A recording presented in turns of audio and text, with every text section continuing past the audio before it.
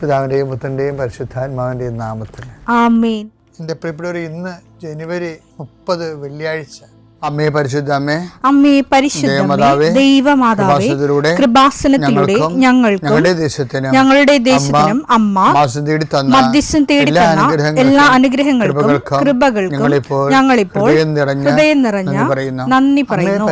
അമ്മേ പരിശുദ്ധമ്മേ ദൈവമാതാവേ, 2004 ഡിസംബർ 7 ഉച്ചകഴിഞ്ഞ് 2:30 കൃപാസനത്തിൽ സംഭവിച്ച അമ്മയുടെ പ്രത്യക്ഷപ്പെടലിനെ കുറിച്ച് തിരുസഭയ്ക്ക് സമർപ്പിച്ചിരിക്കുന്ന പഠനരേഖകളുടെ മേൽ സഭാത്മകമായ പഠനം ആരംഭിക്കുവാൻ ഞങ്ങൾ പ്രാർത്ഥിക്കുന്നു. അമ്മേ പരിശുദ്ധമേ, ഭൂസ്വർലോകങ്ങളുടെ രാജ്ഞിയായ അങ്ങേയ്ക്ക് ഭൗമസംരക്ഷണത്തിനായി പ്രപഞ്ചപ്രകൃതിയെ തന്നെ തിരുസഭ പ്രതിഷ്ഠിക്കുവാൻ ഈ പ്രത്യക്ഷീകരണം വഴി ഇടയാക്കണമേ. പരിശുദ്ധമേ, ജപമാല മാതാവേ, സകല കൃപാസനം പ്രാർത്ഥനയോടും ചേർത്ത് ഞങ്ങളിപ്പോൾ പ്രാർത്ഥിക്കുന്ന ഈ കുടുംബത്തിന്റെ പ്രത്യേക നിയോഗം പറ മക്കളെ.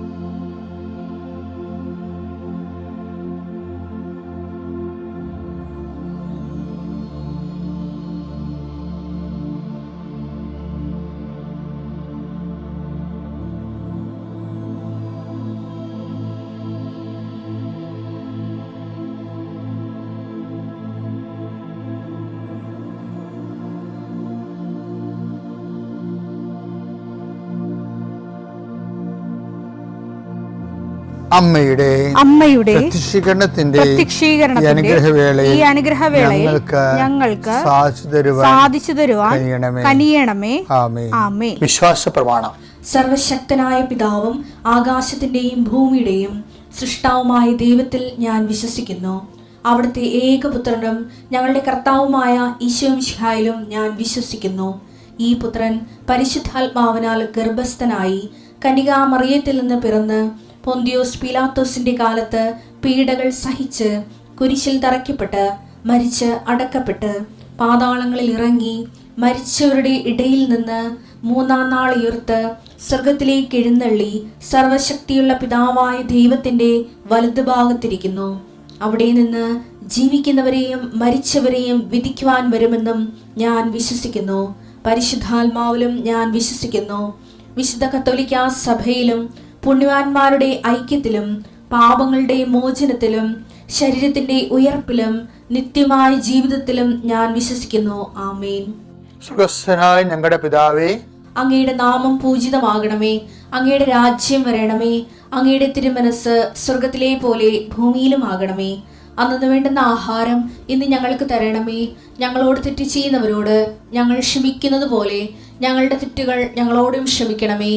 ഞങ്ങളെ പ്രലോഭനത്തിൽ ഉൾപ്പെടുത്തരുതേ, തിന്മയിൽ ഞങ്ങൾ രക്ഷിക്കണമേ. ആമേൻ. നന്മ നിറഞ്ഞ മറിയമേ, സ്വസ്തി. കർത്താവ് അങ്ങയുടെ കൂടെ സ്ത്രീകളിൽ അങ്ങ് അനുഗ്രഹിക്കപ്പെട്ടവളാകുന്നു. അങ്ങയുടെ ഉദരത്തിൻ ഫലമായി ഈശോ അനുഗ്രഹിക്കപ്പെട്ടവനാകുന്നു. പരിശുദ്ധ മറിയമേ, തമ്പുരാന്റെ അമ്മേ, പാപികളായ ഞങ്ങൾക്ക് വേണ്ടി ഇപ്പോഴും ഞങ്ങളുടെ മരണസമയത്തും തമ്പുരാനോട് അപേക്ഷിക്കണമേ. ആമേൻ. കർത്താവേ, നിന്റെ ഉന്നതമായ നാമത്തിന് സ്തോത്രം ചെയ്യാം. കർത്താവേ, നിന്റെ വിശുദ്ധ പൗരോഹിത്യത്തെ മഹത്വപ്പെടുത്തണം. കർത്താവേ, സഭയിലുള്ള സാന്നിധ്യം പ്രകടമാക്കണം. 40 വർഷം അടിയനർപ്പിച്ച കൃപാന്റെ ബലത്തിൽ ഇന്ന് അങ്ങയുടെ മക്കളെ പ്രാർത്ഥന കൂടുന്ന എല്ലാ മക്കൾക്ക് വേണ്ടി പ്രാർത്ഥിക്കുകയാണ്. കർത്താവെ, മനസ്സ് വേദനിക്കുന്ന എല്ലാ വിഷയങ്ങളും, അവരുടെ മനസ്സ് വേദനിപ്പിക്കുന്ന എല്ലാ വ്യക്തികളും ഇപ്പോഴും ഈശോയുടെ നാമം നിർവീര്യമാകട്ടെ. കർത്താവ് നീ ഉപയോഗിക്കുന്ന എല്ലാ ഓർണമെൻറ്റ്സുകളും കർത്താവ് ആശീർവദിക്കട്ടെ. നീ എവിടെയെല്ലാം പോകുന്നു, ആരോടെല്ലാം സംസാരിക്കുന്നു, ഇതെല്ലാം സ്ഥലങ്ങളിലേക്ക് പോകുന്നു, ഏതെല്ലാം വാഹനങ്ങൾ ഉപയോഗിക്കുന്നു, ഇതെല്ലാം വാഹനങ്ങൾ പൊതുവായാലും സ്വന്തമായാലും എല്ലാം നീ അനുഗത്തോടെ സുരക്ഷിതമായി തിരിച്ചു വരുന്നവരെ നിൻ്റെ യാത്രയെ ഞാൻ ആശീർവദിക്കുന്നു.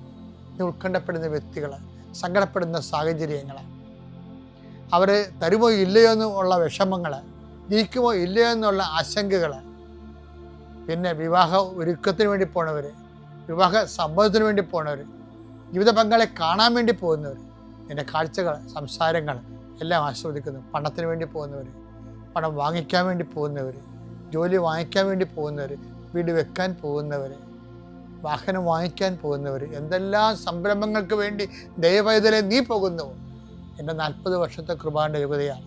കൃപാസ്ഥാനത്താരെ ജീവനോടെ പ്രത്യക്ഷപ്പെട്ട മാതാവിൻ്റെ മധ്യസ്ഥത്തിൽ യേശുനാമത്തിൽ നീ തിരിച്ച് സുരക്ഷിതനായി സുരക്ഷ വരുന്നവരെ കർത്താവ് നിന്നോട് കൂടെ.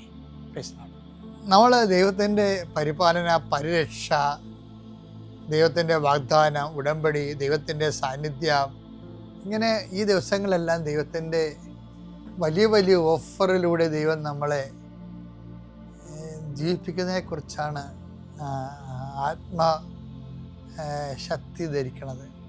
ഇപ്പം ഇന്നലെ നമ്മൾ കണ്ടില്ലേ, അതിനകത്ത് ഭയങ്കര ഒരു വചനമുണ്ട്. എന്താണെന്നറിയാം? എസെക്കിയേൽ 16:6 വായിച്ച്, ഞാൻ നിന്റെ അടുക്കലൂടെ കടന്നു പോയപ്പോൾ നീ ചോരയിൽ കിടന്ന് ഉരുളുന്നത് കണ്ട് നിന്നോട് ഞാൻ പറഞ്ഞു ജീവിക്കുക, വയലിലെ ചെടി പോലെ വളരുക. എനിക്ക് എൻ്റെ ജീവിതത്തിൽ എന്നെ വല്ലാതെ അങ്ങ് സഹായിച്ചൊരു വചനമാണിത്. എന്താണ്? ജീവിക്കുക, വയലിലെ ചെടി പോലെ വളരുക എന്ന് വെച്ച് കഴിഞ്ഞാൽ കാലാകാലങ്ങളിൽ ഭക്ഷണം തരാനോ സ്നേഹിക്കാനോ പരിലാളിക്കാനോ കൊണ്ടു നടക്കാനോ ആരും ഉണ്ടാകത്തില്ല. പിന്നെന്താ? നമുക്ക് ജീവിക്കണം. ആരെയും പ്രതീക്ഷിക്കണില്ല നമ്മൾ, ഇന്ന ആൾ ഇന്ന സമയത്ത്. അപ്പം ഇങ്ങനെ ആരെങ്കിലും വന്ന് വെള്ളം തരും, ആരെങ്കിലും വന്ന് നമ്മളെ ഉയർത്തിക്കൊണ്ട് വരും, ആരെങ്കിലും വന്ന് നമ്മളെ നിലനിർത്തും. അങ്ങനെ നീ കരുതണ്ടെന്നാണ് ദൈവത്തിൻ്റെ നിലപാട്. അതാണ് ജീവിക്കുക, വയലിലെ ചെടി പോലെ വളരാൻ. എല്ലാ ചെടി എന്താണ്? വയലിലെ ചെടി അല്ലെ പിന്നെന്താ ഉള്ളത്? എല്ലാ പരിചരണം കിട്ടണ എവിടെ? നേഴ്സറി പ്ലാന്റിനാണ്. ദൈവം ഒരു നേഴ്സറി പ്ലാന്റിനെ ആഗ്രഹിക്കണില്ല. ജീവിക്കുകയാണെങ്കിൽ വയലിലെ ചെടി പോലെ ജീവിക്കണമെന്ന് പറഞ്ഞു. സ്വയം പ്രതിരോധം. മറ്റുള്ളവർ പ്രാണികളായാലും വയലിലെ ചെടിക്കുള്ള പുസ്തകം എന്താണ്? പശുവുണ്ട്, ആടുണ്ട്, പ്രാണിയുണ്ട്, പുഴുവുണ്ട്. ഇങ്ങനെ എല്ലാത്തിനെയും വയലിലെ ചെടി പോലെ വളരുക എന്ന് പറഞ്ഞു കഴിഞ്ഞാൽ അതിൻ്റെ അർത്ഥം എന്താ? നീ മനുഷ്യന്മാരിൽ ആശ്രയിക്കാതെ ദൈവത്തിൽ ആശ്രയിച്ചാൽ ഈ വയലിലെ ചെടി, പശുവായാലും ആടായാലും നിന്നെ ആക്രമിക്കാനും തിന്നു തീർക്കാനും വരുന്ന പുഴുക്കളായാലും ദൈവം കൈകാര്യം ചെയ്യുന്നതാണ്. അപ്പോൾ ദൈവത്തിൽ ആശ്രയിച്ചുകൊണ്ട് എല്ലാത്തിനെയും അതിജീവിക്കാനാണ് നമുക്ക് എസെക്കിയേൽ നമുക്ക് നൽകുന്ന ഏറ്റവും വലിയ സന്ദേശം.